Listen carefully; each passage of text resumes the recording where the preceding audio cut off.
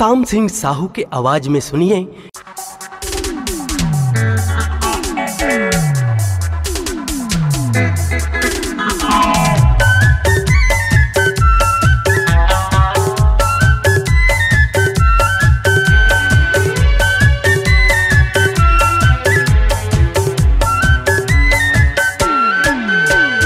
गोल गोल चेहरा है तो गोल गोल चेहरा है तो दीवाना बना दे वो, दीवाना बना दे वो। गोल गोल चेहरा है तो गोल गोल चेहरा है तो दीवाना बना दे वो, दीवाना बना दे वो, दीवाना बना दे वो। मोला बैहा बना देना, दीवाना बना दे वो, मोला बैहा बना देना। गोल गोल चेहरा है तो गोल गोल चेहरा है तो दीवाना बना दे वो, दीवाना बना दे वो।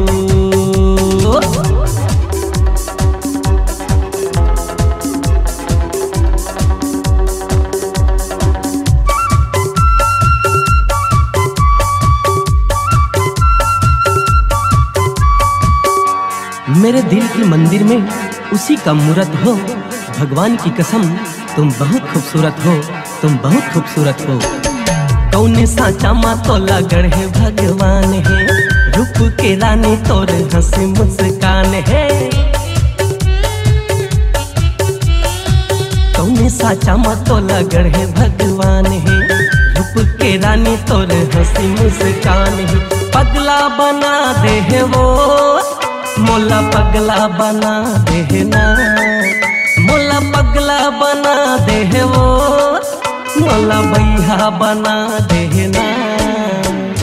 मतवारी नैना तो मतवारी नैना तो दीवाना बना दे वो, मोला बैहा बना दे वो।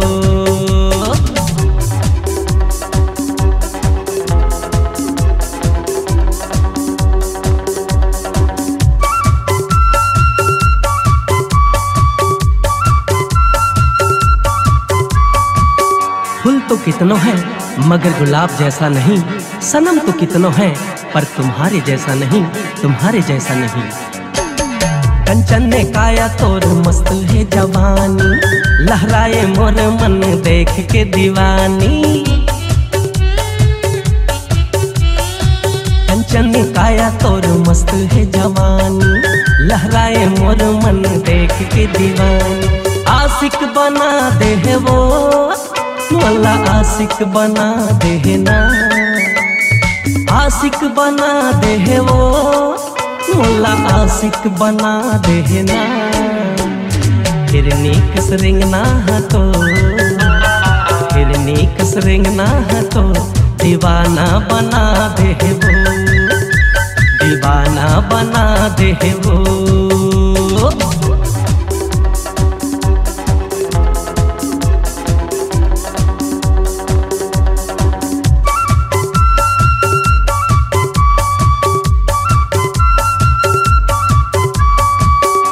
बागों में फूल खिलते हैं भगवान के वास्ते, हम तो खड़े हैं सनम तेरे प्यार के वास्ते, तेरे प्यार के वास्ते। पानी लगे है तोरे पतली कमर माँ, मन हम आते हैं तोरे 16 के उम्र माँ। पानी लगे है तोरे पतली कमर माँ, मन हम आते हैं तोरे 16 के उम्र माँ। मजनू बना दे वो, मोला मजनू बना देना, मजनू बना दे वो, मोला मजनू बना देना। तिरछी नजरिया है तो तिरछी नजरिया है तो दीवाना बना दे वो, दीवाना बना दे वो। गोल गोल चेहरा है तो गोल गोल चेहरा तो दीवाना बना दे वो, दीवाना बना देहबो, दीवाना बना देहबो, मोला बैहा बना देहना, दीवाना बना देहबो, मोला बैहा बना देहना। गोल गोल चेहरा हतो, गोल गोल चेहरा हतो, दीवाना बना देहबो, दीवाना बना देहबो, दीवाना बना देहबो, मोला बैहा बना देहबो, दीवाना बना देहबो।